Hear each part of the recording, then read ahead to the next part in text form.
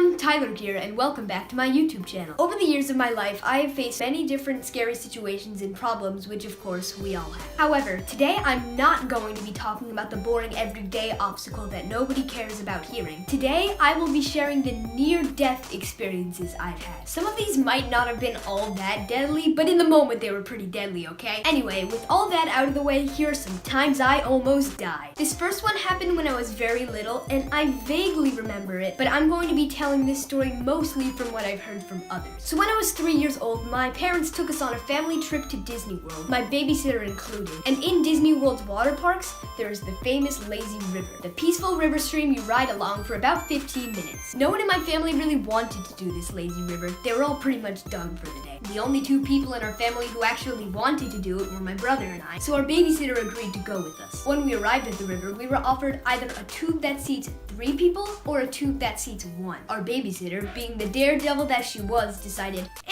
why not just do the one-seater? I mean, they're little kids. But the fact that us careless little kids could easily slip out of the tube, drown, and die went completely over her head. Anyway, as we're cruising the lazy river, we come up on a waterfall. Our babysitter tries to steer the tube away from the waterfall, and she almost succeeds. The waterfall ends up hitting my head, and the force of the waterfall combined with the tilt of the tube throws me right over into the water. My little petite splash doesn't go by my babysitter, and now for a good 5 seconds she is just taking pride in how she single-handedly steered us out of disaster when I am 5 feet behind her, 5 feet underwater without a life jacket nor the ability to swim. After 5 seconds of tooting her own horn though, she does realize the absence of me on her left side and dives into the water looking for me. My brother is now cluelessly drifting away from the both of us, alone, completely unaware of what's going on. Another 15 seconds go by until my babysitter finds me and pulls me out of the water. Oh, and she's really short too, so she couldn't stand in the water herself either. When I'm out of the water though, I'm barely conscious and we spend the rest of the ride just sitting there catching our breath. I just realized I made my babysitter sound really stupid, but she's not. She's awesome, she saved my life, and she gave me some pretty good watch time in this video, so I think we can forgive her. Oh, and she also fed us candy for lunch one time, but that's a story for another video. This next one is one that I vividly remember, and I can tell by heart. It also isn't that much of a near-death experience, but it definitely was an experience, so it's got half of the requirements to be in this video. That's fine by me, and it's also pretty funny. One day, a couple of years ago, my family went to the pool. My brothers and I were having a great time, splashing around and stuff. It was about half an hour in when things got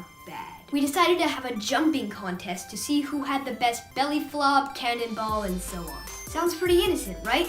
Well, you're wrong. Sorry, I still get a little bit salty about this story. Moving on, none of us realized that the spot that we were about to jump into was the deep end. Nor did our parents, and none of us actually knew how to swim. It was only after jumping in that we realized this, and our older brother Will went into full-out panic mode and decided to grab us by the top of our heads and shove us down into the water to pull him up. In the moment, it seemed like a good idea to him for some strange reason. Anyway, we were being forced under the water for a good 4 seconds by our panicked older brother, but it felt a hell of a lot longer. I also just realized that I made my older brother seem pretty ignorant, but that's actually pretty accurate. Sorry, Will. Another time I almost died was at a beach in Hawaii. Wow, a lot of these have to do with water. Anyway, while at the beach, I had some pretty good runs on the boogie board and I got a little bit overconfident. So when a wave a lot taller than me came by, I thought, I could do that. I don't remember much about that moment, but I do remember being curled up in a ball underwater and not losing all of the confidence in myself. So I was expecting some sort of killer primal strength to come out of me and I would awesomely fight my way back to shore like I was in the Avatar state or something. But no. I ended up plopping myself up on top of the floating boogie board and then the tide brought me to shore. So that's the end of the water saga. This one I'm about to tell you is one I actually haven't told anybody before because it's really embarrassing. You're hearing it first. So you're welcome. I guess you have to leave a like now. Am I right?